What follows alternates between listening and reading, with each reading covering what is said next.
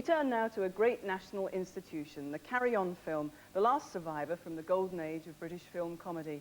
In their heyday, in the 60s, they were hugely popular, their blend of farce, brilliant character acting and smut, making them one of the three most successful British film series alongside Bond and the Hammer Horrors. But by the mid-70s, the series had stalled, and the advent of alternative comedy with its politically correct agenda made the already old-fashioned tradition obsolete. Now, after a hiatus of 14 years, the Carry-Ons are carrying on in the form of a new film, Carry On Columbus, which marries old stagers such as Jim Dale with a new generation of character actors. But how do they measure up to the likes of Sid James, Kenneth Williams and Barbara Windsor?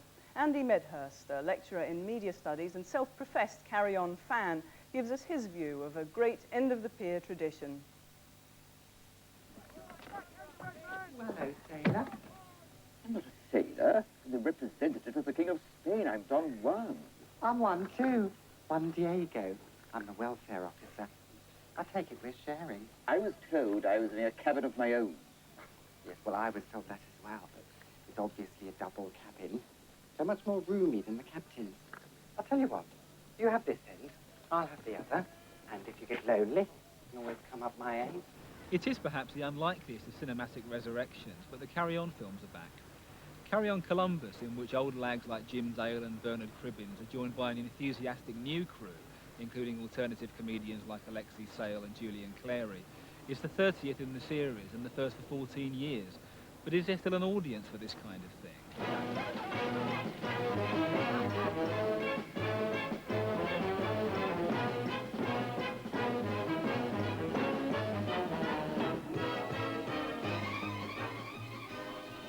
Carry On humour comes out of a long tradition of downmarket British comedy. Saucy songs in Victorian music halls, the films of George Formby and the Crazy Gang, the whole seaside flavour of mucky jokes and dirty weekends. It's the kind of comedy that acts as a sexual safety valve, a space where we poor inhibited British can collectively roll up our trouser legs and loosen our corsets.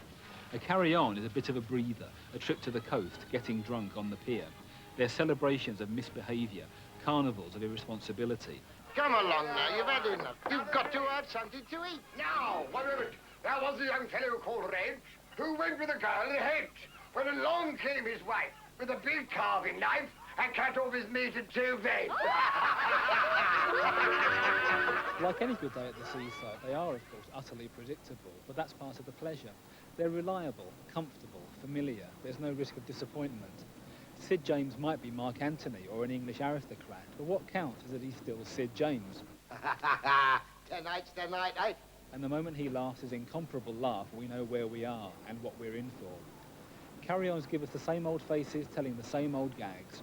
If Charles Hawtrey didn't say it, Oh, hello. we would, quite rightly, be mortified. Carry-Ons deal in farce, slapstick, excruciating puns, Infamy! Infamy! They've all got it in for me. and best of all, innuendo. Good morning, Dr. Sofa. Are we all loaded? Not half. They peel away refinement and pretension. They remind us that romance is only a cover for dribbling lust, and they insist on the unarguable necessities of the toilet, hence characters like Citizen Bidet, Senna Pod and Dr. Stoppage. They return with relentless glee to the basic, below-the-waist bits and pieces of the human body. Oh, really, Mr. Mayor? Personally, I think it is quite an average one. If you think 9 inches is an average one, you've been spoilt. They're not films for squeamish liberals or those who think that culture should be morally improving. Slap and Tickle takes the place of deep, meaningful relationships. Rather than offering a hard-won, healthy glow of cultural nourishment, Carry-Ons give us the instant hit of white sugar and malt vinegar, candy floss and fish and chips. They're brash, garish, and defiantly not good for you. Excuse me, mind if I join you? Oh, help yourself. It's big enough, isn't it? I do, yes. I won't ask how far you want to go. I might get the wrong answer. Only to the bottom, my dear. Oh. The Carry-On stand as emblems for a raucous, irreverent, exuberant popular culture that has all but vanished. So if that context has gone, as have most of the original stars, what chance is there for a new Carry-On? Here, we've just had a leak in the hold. Oh, did you? Well, next time, do it over the side. Columbus has most of the right ingredients. It ought to work, but it still falls curiously flat. Firstly, it can't trade on the nostalgia that is such a strong factor in our love of the older films.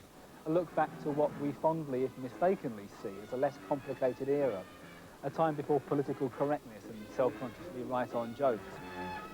Do you mind if I look? There's nothing to look at. Then why are you so keen? That's how I get to the bottom of his enterprises. Secondly, it's a film haunted by absent friends. Watching it, we can't help but see the ghosts who aren't there. Rick Mayall flares his nostrils in a pretty fair approximation of Kenneth Williams' nasal gymnastics. But he's not Kenneth Williams, and he never will be. Too many of the new performers are stand-up comics. They seem uneasy without a live audience to spark off and scandalise, and they can't manage the quality of unselfish ensemble playing that the older carry-ons had, populated as they were by comic actors rather than comedians as such. It's a bit hard, Your Highness. I haven't had it off in a year. Yeah, and I can't say I'm surprised. Finally, Columbus is just too aware of the status of its illustrious predecessors to be anything other than a faded photocopy of a film. It simply tries too hard. It buckles under the weight of its carry-on-ness. The younger comics are all carry-on fans. They've spoken in interviews about how flattered they feel to be taking part, but their affection for the series is coagulated into a kind of hushed respect. The innuendos still come thick, fast, and satisfying. Should this Columbus have a route? Be assured, I shall get my hands on it. Good girl. But there's an odd aura of politeness hanging over it all. It's as if a nice bunch of middle-class drama students had decided to stage a tribute.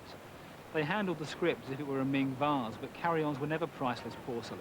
They were cracked chamber pots, the secret outside toilets behind the suburban villa of British cinema. To Sid James and the gang, a carry-on was just another quick job to be dashed off, not a cultural icon in a museum of comedy. Columbus is just too self-conscious by half, and a postmodern carry-on is not what Matron orders. Oh, you don't know how empty my life has been. Before I came to your school, I was matron at a hospital. There was a doctor there. He was brilliant. He looked just like you.